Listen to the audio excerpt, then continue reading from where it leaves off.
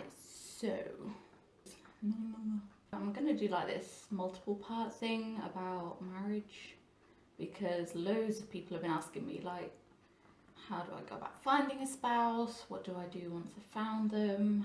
Do we get married? All that kind of stuff. And obviously I've come from a bit of a non-conventional background, you know, so I thought, why not? Let's do a bit of video making. Let's get it out there because I think it's good to be informed and it's good to show people that it's not abnormal to get married the way that me and my husband did. Like nowadays it really is a bit strange, but yeah, you gotta do what you gotta do. When a lot of people are getting sort of especially for girls, when they're at the like 18, 19-year-old stage, and I think for guys it's obviously a bit later, but when girls are about 18 or 19, they seriously start thinking, you know, I'm ready for marriage. I think I'm ready for marriage. I'm not quite sure. How do I know? And they don't go and talk to their parents really about it because, I don't know, who wants to talk to their parents about stuff like romance? And so I think the first thing that you really need to address is the question like, when will I be ready for marriage?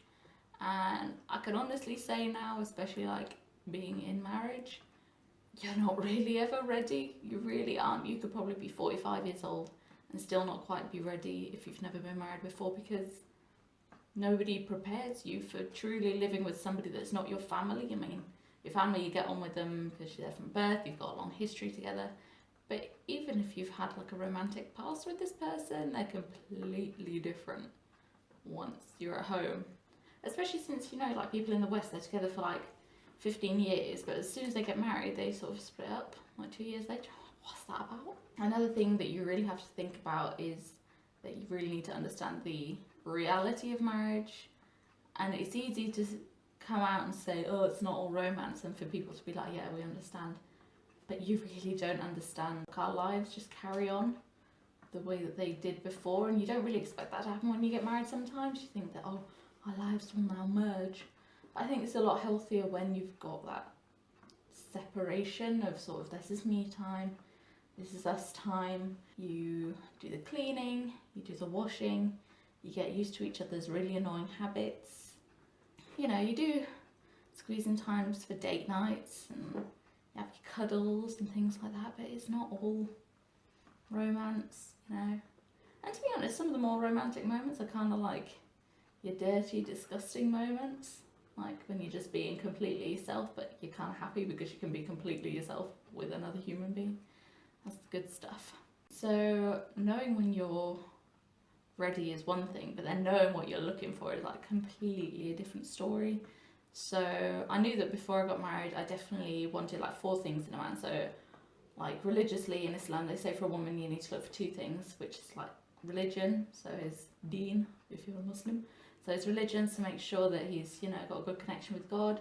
And for me especially, I kind of had a bit more of a specification, not being picky, but I knew that I wanted him to be practicing but still, you know, developing. I didn't want somebody that was going to preach to me. So the second thing they tell ladies especially to look for, like in our religion, don't know about the others, but they say look for a man's character. So, you know, I wanted somebody caring, good with like charitable things, not very selfless, because I don't think, especially nowadays, astaghfirullah, I'll put the Islamic translation probably like down in the bottom of the window somewhere. But yeah, astaghfirullah, like nowadays people aren't overly selfless, but somebody that had a selfless aspect to them would be nice. And what else do I want? Funny, obviously. I want somebody funny and somebody, not just like a guy that makes like one-liner jokes. I wanted a guy that could make a fool out of himself in public and really not care about it and just be able to laugh at himself. And alhamdulillah, like I really found that in my husband. Thank God. Yeah, my third thing that was really important was for him to have like an open heart, an open mind, not just with him but with his family as well, especially me being white. I still have that very open, accepting nature, and I think that unfortunately in a lot of Muslim cultures that isn't really a thing. It does happen a lot. Like people are very judgmental of each other, and I'm definitely not that way. I'm very much like, you do your thing, I do my thing, I pray for the best for you. And that's the way that Islam really should be, but unfortunately cultures get in the way of that. So I knew, especially, that I wanted him to be that way, but also his family. What? No, you can't be like that, but yeah, Alhamdulillah. That was one of my things. Agree or disagree with it, whatever you want, but that was what I wanted.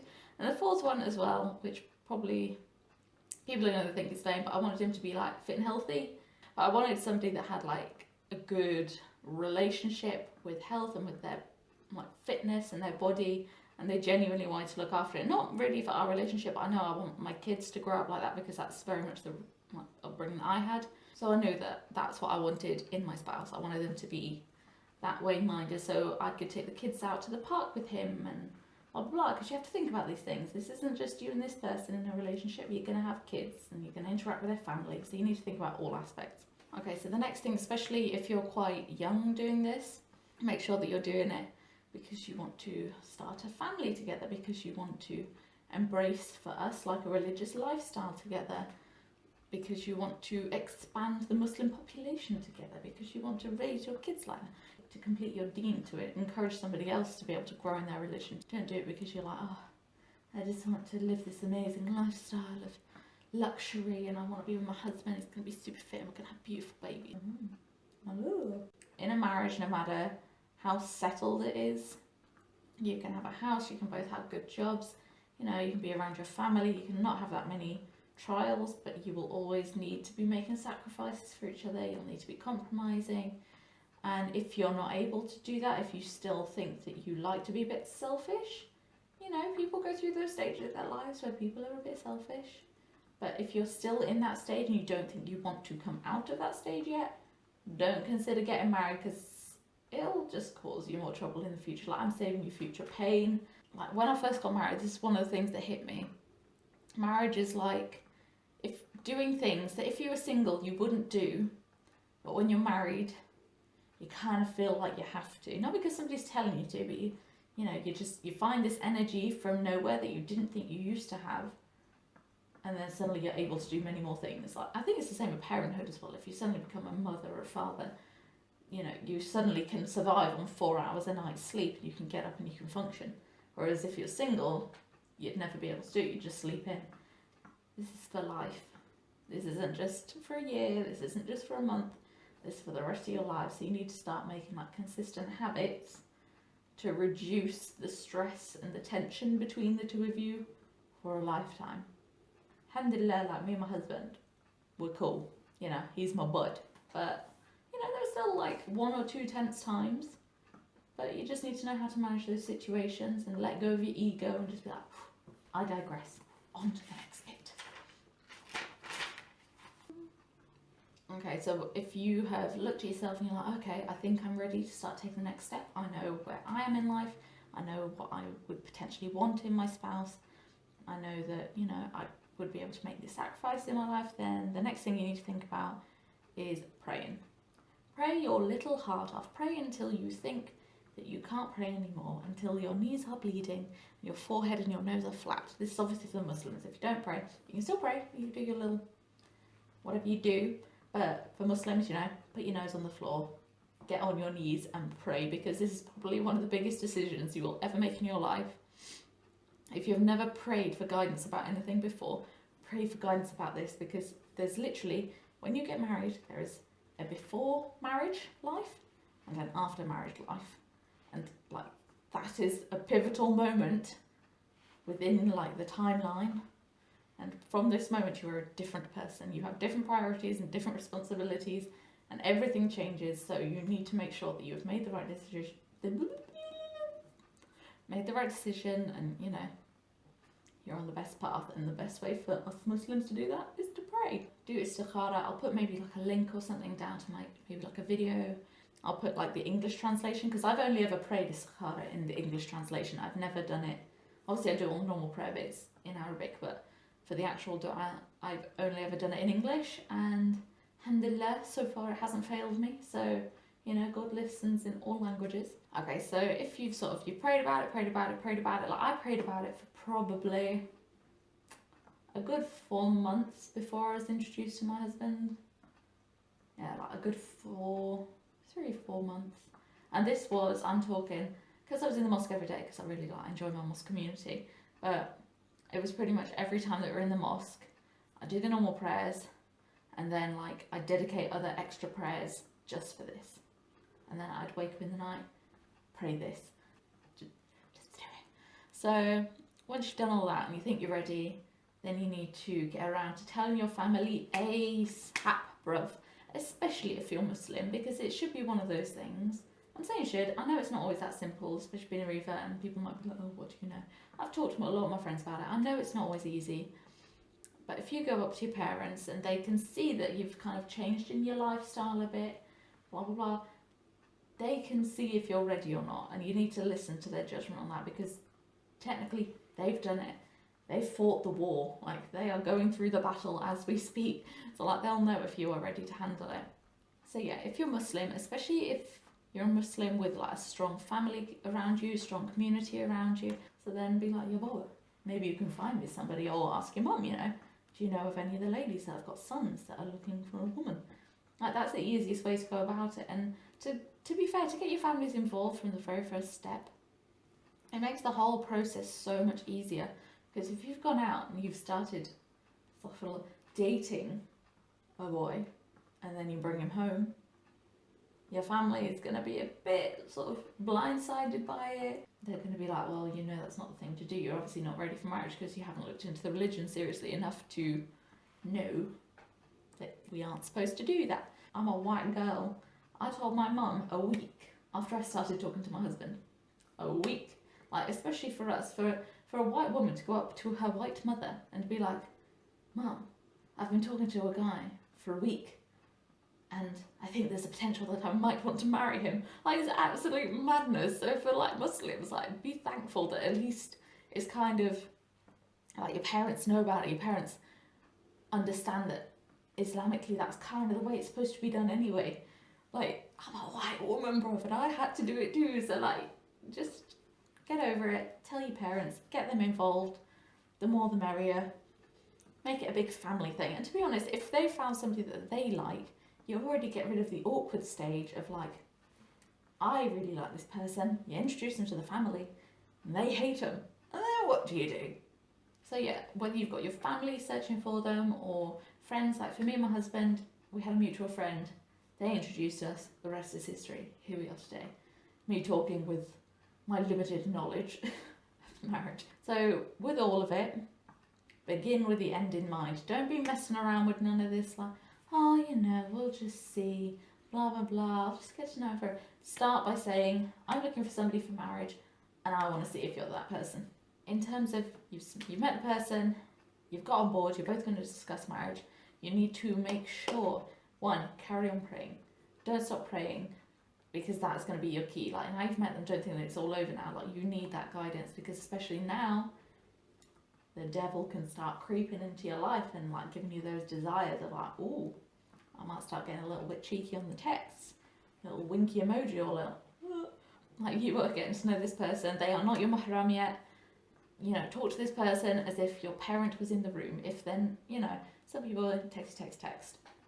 Like, talk to them as if the parent was in the room. Some people, to be fair, that's the way that we introduced a couple of our friends. Didn't work out between them. They weren't right for each other. It's fine. But we had like a group chat where they could talk, but we could check on it as well. So then, you know, we can make sure that they're not chatting about anything they're not supposed to be chatting about, if you know what I'm saying. So the next one is definitely make sure that you're choosing topics of importance. It can even be as simple as Googling things to talk about before you get married. That is what I did. There's this one webpage, I'll try and find it and link it, but it's literally like 271 questions, I think. You can tell I've looked at it a lot. But it's something like 271 questions to ask before you get married, and it's like split down into different topics, family and finances and work and home life and blah. Obviously there is a little bit about the naughty stuff that you should probably miss out if you're Muslim. When in doubt, Google. Go to your family, go to your friends. Friends are usually, if they're not married. If they are married, go to your friends. Who else? Imams are always good. But with imams, I'm always careful, because sometimes they don't necessarily adhere to the Islamic stuff as well as they should. So they'll be like, yes, just come and meet me at my office. But they won't have a chaperone. I'm not even going to go into it. But if you can go with a chaperone to an imam at the mosque, you know, get a bit of his ideas. Like, what can we chat about? Can we both come in together with our chaperones and all have like a family meeting? Like, all of that stuff is amazing if you can do that. Yeah, actually, talking about that, In terms of chaperones, make sure there is a chaperone there all the time. I met my husband in person, I think 4 times or 5 times before we got married. And let's say either 3 out of the 4 or 4 out of the 5 times, because there was one time that we met without a chaperone, astaghfirullah. We were in public. I know that doesn't make it any better, but it's not like we were ever in a private situation. But yeah, 1 out of those times that we got together, we went with a chaperone. The rest of the time, there was always family there, or friends there, or I don't know, it was just always family. Yeah, it was always just family there. Ignore me. But yeah, make sure there's a chaperone there. Looking back, I wish that even for that just one time, we could have had a chaperone. And it was just logistically, it just couldn't work out. There wasn't anybody in the area that would have been suitable for us. Astaghfirullah, we have repented. We shall move on. The little devil on your shoulder be chatting to you, being like, oh, you know, just cheeky wink. Just hold his hand. Like, that's the thing. Me and my husband, we didn't touch. I think accidentally once in the street I tripped over and bumped him with my shoulder. That was it. We didn't touch until our wedding day, and he gave me our first hug on the wedding day. No high fives, no handing each other drinks and like hands accidentally touching. Like, have a chaperone there. Those things don't happen. It feels even more special when they actually eventually are able to happen. Oh, and one thing that I really recommend to any couple getting to know each other, if you are doing it by text, astaghfirullah, it's not the way it should be done, but if it's happening, I'm not ignorant to the fact that that's the way it goes down. Set a curfew. This was the best thing I ever did with my husband. Was pretty much as soon as we started talking, within the first week we weren't talking that much, but from the first week when we started to be like, yes, this is probably going to be the person I'm going to marry. After that week we were like, okay, I think it was 10 o'clock that we had like a 10 o'clock curfew. You have to be serious about it, and sometimes people get into these relationships where they're texting until 3 in the morning and the rest of their lives are suffering. You need to be with somebody that's serious enough about you and serious enough with the commitment that they are willing to put a curfew so that your lives can continue as normal until the time that you are married. It is so important, and I wish that I could tell everybody to get a curfew because it's the best thing we ever did. Like, putting restrictions on the relationship before you get married is the best thing you will ever do in your life, because you just know that things are happening for a reason, and you're doing your best effort to make it as clean and as blessed as possible. Set a curfew, make it 10 o'clock, make it 9, whatever. We didn't really have a morning curfew because we were both sort of up and off to work anyway, or off to university, so we didn't really even get a chance to talk in the morning, to be fair. But we always set like an evening curfew because it's easy. Like, times just fly when you're chatting about your future lives together and how many kids you want. Oh, I'm such a rambler. This is why I need a curfew.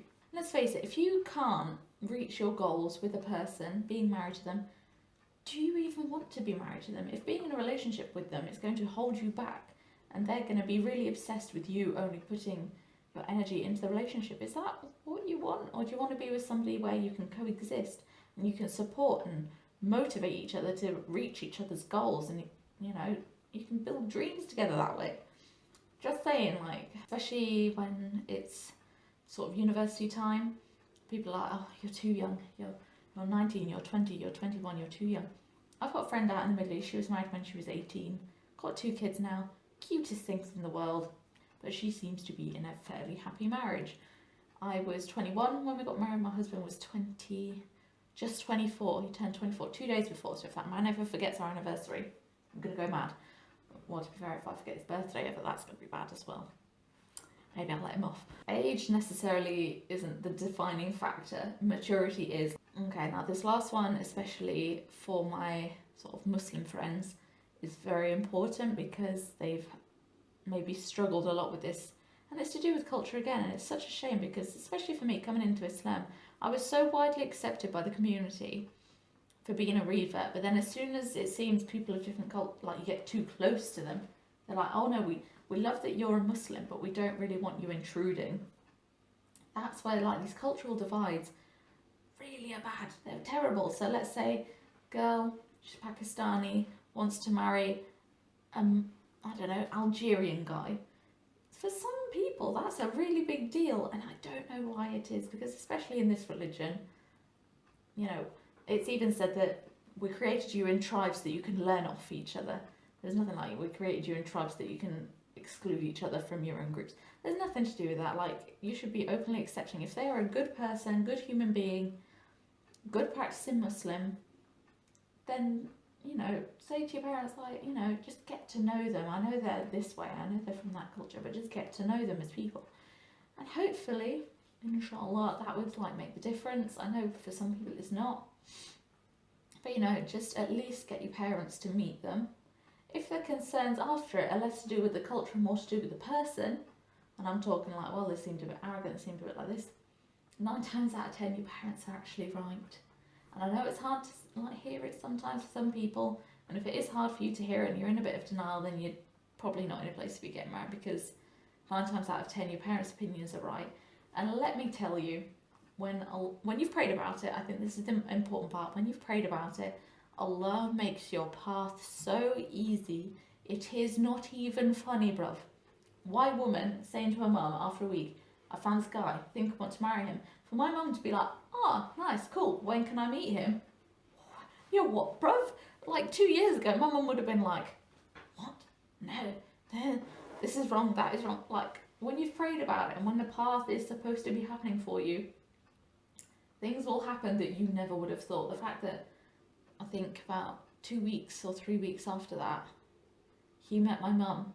Like, my mum met him once before we got married, and she still came to the wedding. She still had a good time. She still, you know, she baked a cake for us and she made fruit platters, and, you know, she just couldn't wait for it. And I'm just saying, if things are happening and your parents met the person and they're still resistant, if it's causing strain within your family and you're having arguments and all this stress and strain, it's not meant to happen. Like, I'm just saying it, but point blank, it's just not meant to happen. Because at the end of the day, you're not just marrying this person, you're marrying their family as well. And you can push and push and push, but even if at the end they say fine, you've got all that angst and all of that, just like negative energy that has built up before you've even got married. And that's just going to be toxic. Like, if the process is becoming very easy for you and you're praying that Istakhara, then follow the path. And let me tell you, the path becomes so clear, you wouldn't believe it. You seriously wouldn't believe it. It's so blindingly obvious that this is what's supposed to happen. You won't know it until it does. But let me tell you, for me, I don't know. Maybe it doesn't happen for other people, but for me, it was blindingly obvious and somewhat close to a miracle. Because, yeah, white woman, getting married after 3 months, you'd expect all the family to be like, oh, what? Oh my gosh, but it was the smoothest journey I've ever had in my life. Smoothest. So yeah, well, that's that then. Part 1 done. I'm thinking I might make a video about the actual wedding, because I know a lot of like bad practices go on, and especially being like a Reva as well, I know that it's hard to let go of some of your cultural things. But I'll probably do a little video on that, probably. And then, sorry, I just kicked you. What else? And then probably just do something about post-marriage, something like that. Like how to adjust to each other. We shall see. I'll probably do a husband tag, because I have a husband and it's pretty funny and I think he would love to do this too. And then let's see where this goes, shall we? Let's do it. That's me done, really. You can get on with your day now.